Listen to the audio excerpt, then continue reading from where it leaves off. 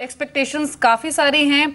अनुमान है कि स्पेशल ट्रेन की अनाउंसमेंट हो सकती है। न्यू कैटरिंग पॉलिसी को लेकर कुछ घोषणाएं सामने आ सकती हैं। मुंबई को सबअर्बन ट्रेन्स मिल सकती हैं। इसके अलावा ग्रीन स्टेशंस हो, नए बोगीज का एडिशन हो, कई सारे अनाउंसमेंट एक्सपेक्टेड हैं। फिर चाहे वो सुरक्षा हो, मॉडर्नाइजेशन हो, नेटवर्क एक्सपेंशन ही क्यों ना हो। हमारे साथ 3 मेहमान मौजूद हैं। विकास सालुंखे हैं, गौरांग शाह हैं और अब अविनाश गोरखसाकर भी हमारे साथ मौजूद हैं। अविनाश, एक क्विक कमेंट आपका मैं लेना चाहती हूँ। कई सारे अनाउंसमेंट एक्सपेक्टेड हैं, लेकिन वो 2 कौन से ऐसे शेयर्स होंगे जो अपने क्लाइंट को आपने रेकमेंड किए हैं रेलवे बजट के बाद तक भी, मीडियम टर्म पर्सपेक्टिव तक भी होल्ड करने के लिए? आई थिंक रेलवे बजट की अगर हम बात करें दीपाली, तो 2 शेयर जो काफ़ी प्रोमिनेंटली इस रेलवे बजट में जो बेनिफिट हो सकते हैं। पहला तो जो टीटागढ़ वैगन है, ये एक सेकंड लार्जेस्ट वैगन मैन्युफैक्चरर है और इसमें थोड़ा सा ग्लोबल प्ले भी है। इन्होंने एक फिनलैंड की कंपनी भी एक्वायर की थी जो बेसिकली वैगन कंपोनेंट्स बनाती है। हमारा अनुमान के हिसाब से FY17 में कम से कम 15 से 16% की अर्निंग्स ग्रोथ कंपनी रिकॉर्ड करेगी और करीबन 160-165 का टारगेट प्राइस यहाँ पे डेफिनेटली पॉसिबल है। और दूसरा जो लार्ज कैप स्टॉक है वो कॉनकॉर रहेगा। हमें लग रहा है कि जिस प्रकार का अनाउंसमेंट लास्ट बजट में फ्रेट कॉरिडोर पे रेलवे मिनिस्टर ने किया था, यहाँ पे और थोड़ी सूची और थोड़े डेवलपमेंट्स और इन्वेस्टमेंट्स की एक्सपेक्टेशन है और ये डेफिनेटली आने वाले सालों में कॉनकॉर को काफ़ी बेनिफिट करेगा। तो यहाँ पे करीबन 1350 का टारगेट रहेगा। तो ये दोनों शेयर्स पे definitely short to medium term दोनों ही पॉइंट ऑफ व्यू से अट्रैक्टिव लग रहे हैं। बिल्कुल। चलिए, इस बीच राहुल ने हमें कॉल किया, उनका सवाल भी ले लेते हैं। नमस्कार राहुल जी।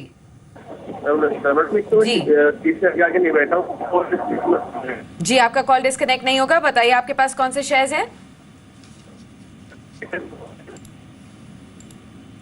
राहुल? ऑल राइट, लगता है कि नेटवर्क प्रॉब्लम की वजह से इनका आवाज कट रही है, लेकिन उन्होंने सवाल जो हमें SMS के जरिए भेजा है वो आपको बता देते हैं। टेक महिंद्रा के 200 शेयर्स हैं इनके पास, 560 के भाव पर इन्होंने खरीदे हैं। गौरांग, क्या सलाह होगी टेक महिंद्रा पर?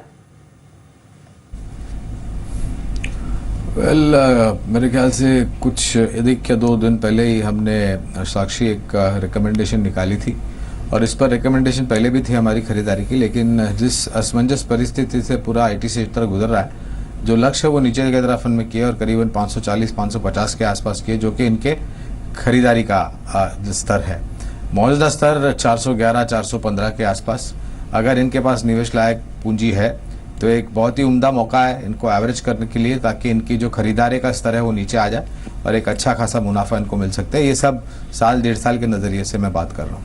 जी, अविनाश, अभी आपने टीटागढ़ वगैरह और कंटेनर कॉर्प की बात की थी, लेकिन इसके अलावा जो दूसरी कंपनियां हैं जो कि पार्शली रेलवेज में इन्वॉल्व हैं, उन पर आपके कमेंट क्या होंगे? क्योंकि नेटवर्क एक्सपेंशन को लेकर कोई भी अनाउंसमेंट आती है तो KEC इंटरनेशनल, वलय शाह, सद्भाव जैसे स्टॉक्स कंपनियां बेनिफिशियरी हो सकती हैं। सिक्योरिटी या फिर सुरक्षा को लेकर अगर कुछ मेजर अनाउंसमेंट आती हैं तो HVL पावर सिस्टम्स, कर्निक्स माइक्रो, जाइकॉम जैसे स्टॉक्स को फायदा पहुंच सकता है। तो जो दूसरी अनाउंसमेंट एक्सपेक्टेड है जिनमें स्टेशन के मॉडर्नाइजेशन हो या फिर नेटवर्क एक्सपेंशन हो, सिक्योरिटी हो, इस पर्सपेक्टिव से भी कोई स्टॉक आपके रडार पर रहेगा?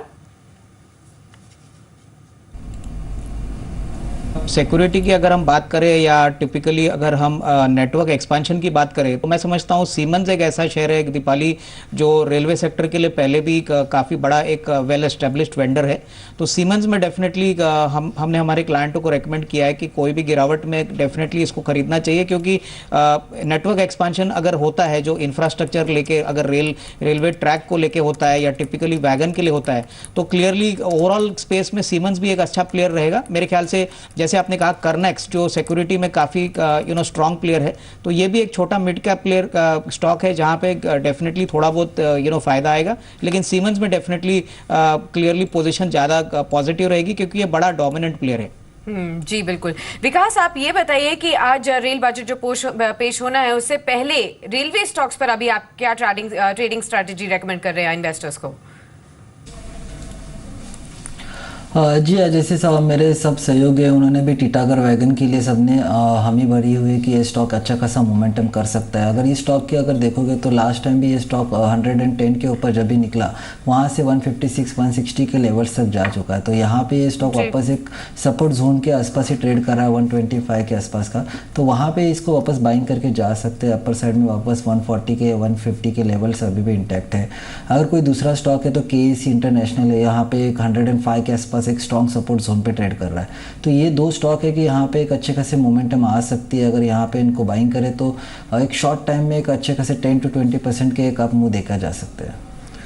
अगले कॉलर हमारे साथ बातचीत करने के लिए गुजरात से फोन लाइन पर मौजूद हैं। नमस्कार सर, नाम क्या है आपका? मेरा नाम चिराग शाह है। जी चिराग, गुड मॉर्निंग, क्या क्वेश्चन है आपका? Good morning sir. मैडम मेरे पास सूर्या रोशनी है 147 के प्राइस से 5000 शेयर है। ठीक है अविनाश, मैं इस पर आपका कमेंट लेना चाहूंगी। सूर्य रोशनी 147 पर इन्होंने शेयर्स खरीदे हुए हैं और अगर आज नए वैगन्स को लेकर, नई ट्रेन्स को लेकर कोई भी अनाउंसमेंट आती है तो जो इलेक्ट्रिकल सेगमेंट में कंपनी डील करती है उनको फायदा पहुंच सकता है, क्योंकि लाइट डेफिनेटली एक रोल होता है। ऐसे में आपकी स्ट्रैटेजी सूर्य रोशनी पर क्या है और क्या सलाह देंगे आप इनको? सूर्य रोशनी में अगर हम लंबा नजरिया देखें तो डेफिनेटली एलईडी को लेके सूर्य रोशनी को काफ़ी फायदा हो सकता है। अगर लाइटिंग को लेके रेलवेज थोड़ा बहुत इन्वेस्टमेंट की बात करती है और अगर यह इंफ्रास्ट्रक्चर बढ़ाने के लिए अगर एलईडी का यूज़ गवर्नमेंट ने ऑलरेडी काफ़ी एग्रेसिवली किया है तो डेफिनेटली सूर्य रोशनी उन कंपनीज में से जहाँ पे एलईडी काफ़ी वेल एस्टेब्लिश्ड प्लेयर है। क्लियरली थोड़ा सा लंबा समय रखिए क्योंकि ये शेयर काफ़ी अरसे तक ये लेवल पे रेंज हो रहा था और इनकी जो बाइंग प्राइस है उनको तभी मिलेगी जब ये कम से कम 6 से 12 महीने का व्यू रखेंगे। तो मेरे ख्याल से होल्ड करें। क्लियरली आने वाले 2-3 क्वार्टर्स में इनको डेफिनेटली फायदा होना चाहिए। एब्सोल्युटली। चलिए आगे बढ़ेंगे और गुड़गांव से अजय ने हमें कॉल किया। नमस्कार अजय। नमस्कार जी बताइए, कौन से शेयर है आपके पास? ईपीसी इंडिया के 1000 शेयर है, एवरेज 133 का है। 30 अप्रैल तक का नजरिया है, तो मैं हम जानना चाहेंगे कि क्या करना चाहिए। 3 से 6 महीने का आपका नजरिया है। ऑल राइट, आपको सलाह दिलवा देते हैं। गौरांग, क्या सलाह होगी पीटीसी इंडिया पर? 1000 शेयर्स हैं 133 के भाव पर और काफी नीचे आ चुका है इनकी खरीद भाव से। सॉरी, कौन सा स्टॉक बताया आपने? PTC India. नहीं, साक्षी यहाँ पर कवरेज है तो मैं टिप्पणी नहीं करूंगा। विकास, आपकी क्या सलाह होगी? जी अगर इस स्टॉक की बात करें तो मुझे लगता है कि यहाँ पे एक टेक्निकली स्टॉक में इतना कुछ अच्छे खासे मोमेंटम नहीं देखा जा सकते। तो मेरी राय से इसमें से एग्जिट करके कोई दूसरे स्टॉक में अगर इन्वेस्ट करें तो वहाँ पे इनके एक जो भी लॉस है वो कवर हो सकता है, क्योंकि ये स्टॉक इसी रेंज में ट्रेड करेगा, अपर साइड में 65 और डाउन साइड में 55 के रेंज में। दूसरा स्टॉक कौन सा होगा विकास अगर इसे एग्जिट करते हैं तो? अगर दूसरा स्टॉक लेना है तो मेरी राय से इसी रेंज में अगर ट्रेड कर रहे हैं तो आईबी रियल एस्टेट एक स्टॉक है जो अराउंड 47-50 के आसपास काम कर रहा है। तो इसी स्टॉक में अगर इन्वेस्ट करें तो एक अच्छा खासे मोमेंटम देखे जा सकते हैं।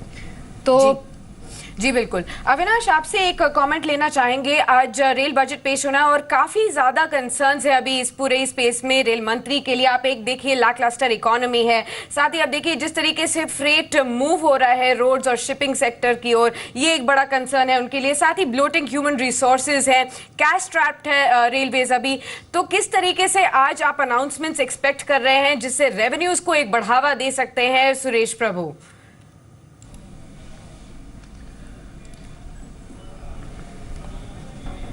हम रेलवे बजट से एक्सपेक्ट करें तो क्लियरली इंडस्ट्री एक्सपेक्ट कर रहा है कि फ्रेट के रेट्स में थोड़ी बहुत कटौती हो, क्योंकि लगातार 2-3 सालों से फ्रेट रेट्स काफ़ी एलिवेटेड है और इसका इम्पैक्ट हमने पैसेंजर ट्रैफिक पे और रेलवे के रेवेन्यूज़ पे देखा है। लास्ट ईयर की बजट में आपने देखा कि प्रभु जी ने 15% का रेवेन्यू ग्रोथ प्रोजेक्ट किया था, लेकिन पहले 10 महीने में करीबन 6% की रेवेन्यू ग्रोथ आई है। तो अनलेस फ्रेट रेट्स कम नहीं होते, मेरे ख्याल से जो इंडस्ट्री प्लेयर्स है वो रेलवे में डेफिनेटली पार्टिसिपेट नहीं करेंगे।